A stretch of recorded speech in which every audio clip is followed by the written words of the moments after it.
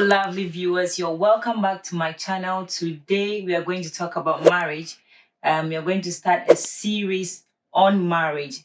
And today I have here with me a very great woman.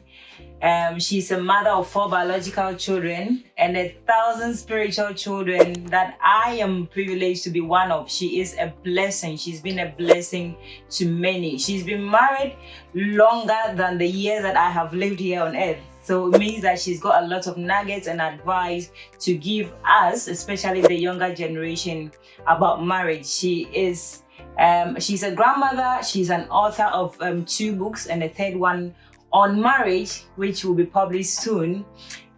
She's a wife, as I said earlier on. She is a nurse by profession and above all, a great minister and the teacher of the Word of God. I have here with me my mother, Reverend Mrs. Cynthia Sutherland.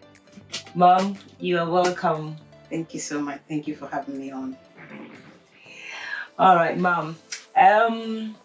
I read somewhere that divorce is really on the increase, and from what I read, it's normally from the younger generation, people getting married and then divorcing in a few weeks or months or even years. And I believe strongly that we somehow lack understanding of what marriage is, and so we rush into it and we come out. And Mom, I want to ask you, from your experience as a wife, from your experience as a mother, from your experience as a woman of God, what would you say marriage is? Thank you very much for the question. This one is a is sort of a tough question, because understanding to what marriage is, like you said, is it's evolving as we go on in life. So I will come from the perspective of dictionary. It says that marriage is the union between two. Okay, so historically, marriage has always been between two people, that is a man and a woman. And then as years evolve and time evolve, we have seen a different meaning to it. But because we are Christians, I just wanted to bring it to the biblical sense. Because marriage is between a man and a woman. If you go to Genesis chapter 2, it talks about how God created man. And then at some point realizing that the man needed help, the man needed somebody. Because everything God created was a female and a male. So all the animals, there was a male and a female. But the man was the only one who did not have a female. So God caused him to sleep. And then out of his rib, God created a woman and presented him to the man. That this is, and he himself said, this is the bone of my bone and this is the flesh of my flesh. And so marriage is actually between two people that God had put together. It's God's initiated. Marriage is God initiated. And if we don't understand that marriage is God initiated, that's when we go in and choose and step in and then quickly step back, because we did not get the foundation of what marriage is. So marriage in the biblical sense, or as a Christian, is a marriage between a woman and a man. Because both of them carry a purpose and a responsibility. Thank you very much, Mom. Marriage is a union between a man and a woman. Thank you very much. So, Mom, what is the purpose of marriage then? What is the purpose of marriage? Okay. Right, like I said, going back to Genesis chapter 1, we see how God created everything. And after creating everything, He created man in His own image. And so man was the representative of God. And then He created the woman alongside the man. And if you read in, I think it's verse 24, so it talks about how God created them and blessed them. Can we have a look at it quickly? Okay. Genesis chapter 1. So it's Genesis chapter 1? Yes. From verse 24, I think so. Let me read it quickly. Okay. It said, then God said, let the earth bring forth living creatures according to, and that's the Amplified Version, said limited to, consistent with their kind. the livestock, crawling things, and wild animals of the earth according to their kinds.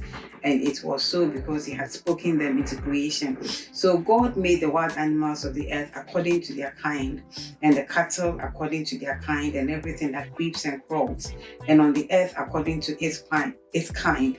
And God saw that it was good, and that was pleasing and useful, and he affirmed and sustained it. Now then God said, let us make man in our image, so according to our likeness, and let them have complete authority over the fish of the sea and the birds of the air. So God created man in his own image. And then he said, 27, God created man in his own image. In the image and likeness of God, he created him. Male and female, he created them. And God blessed them and said to them, be fruitful, multiply, and fill the earth, and subjugate it, and rule over the fish of the sea and the birds of the air and every living thing that moves upon the earth. And so we see God's creation. He had created animals, he had created everything, and then he created man and brought along the woman. And the reason was that they would be fruitful. Fruitful means productivity. Fruitful means procreation. Because God had created the man and the woman, and the continuation of what God had created will come from the man and the woman. So our purpose and our assignment, first of all, is to continue the work that God started. Okay. Procreation. He said, be fruitful and multiply and fill the earth, and then subjugate it. You understand it? And rule. So after or alongside procreation, we are also to rule. Take dominion. Take dominion over the earth. And sometimes when you think you can do it, we all can attest that you cannot do everything by yourself. You always need somebody on your side to help you do it. And so God brought the woman to the man so that he can fulfill the assignment that he gave to man from the beginning of creation. Wow, thank you very much. So that is the purpose of marriage, to come together to continue the creation process and then take charge and take dominion over the earth. Okay, so Mom, having said that, would you say that every young man and a young woman, before they come together to get married, both have to know their responsibilities or roles they need to play in the marriage as a man and as a woman? Yeah, it's absolutely important that we know before you do anything, you need to understand it. You need to know why you are doing it. You need to see the process. You need to understand it basically. And if you don't have the understanding, it is difficult for you to be able to do it.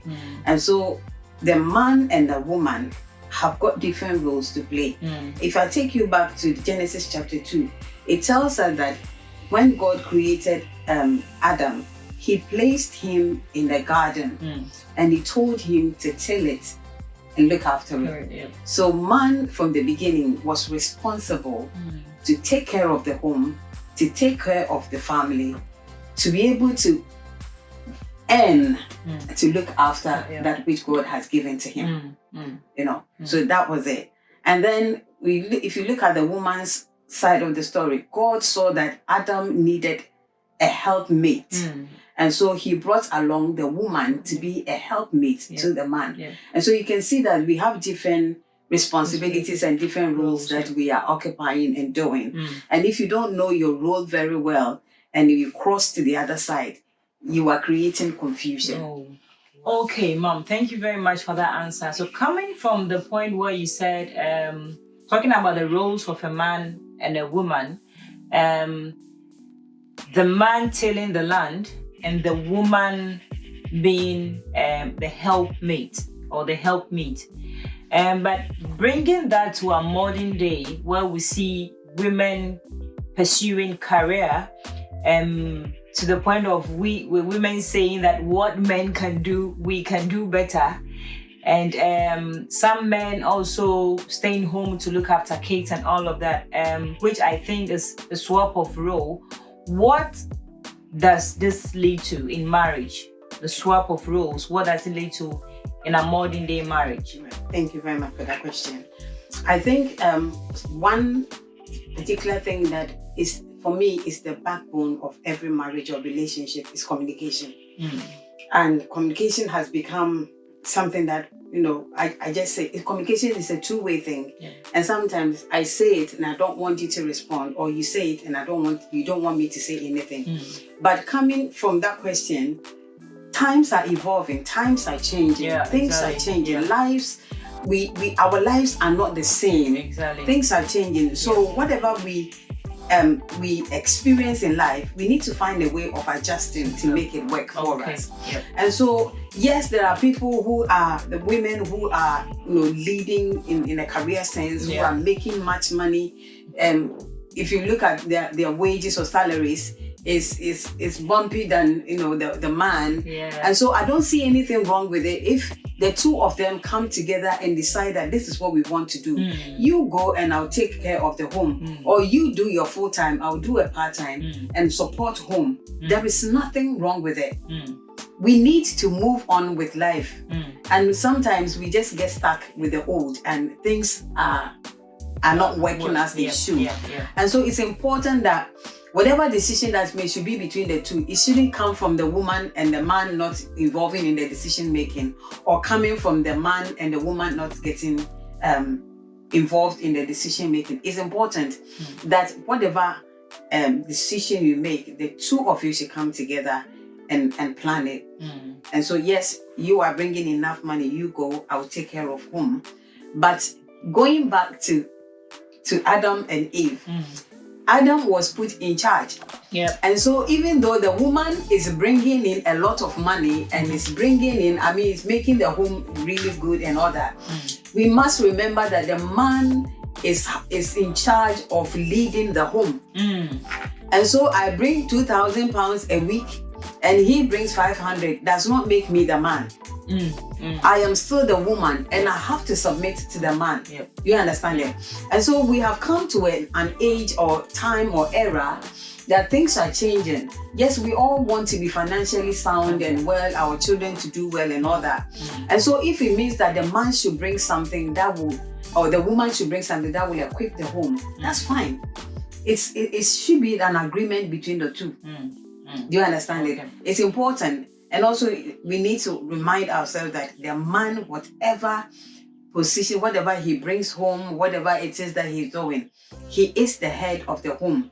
We are there to help. And sometimes the helping means that we need to do more, but still putting the man in his position as a leader or head of the home. Wow. So it doesn't matter what we bring on board. We have our role to play, or we have our place as women in every marriage. And every man, no matter who they are, no matter what they bring on board, also has their role to play or their place in every marriage. Wow, thank you. The conversation is becoming really, really hot and interesting. If you want to hear more of this conversation, I'd like you to share this video. If you've not subscribed, I'd like you to subscribe to my channel. And I'll see you again in our next video. In our next video, we are going to discuss the reasons why we get married and the conversations that need to be had even before we go into marriage. So stay tuned, stay blessed. I'll see you.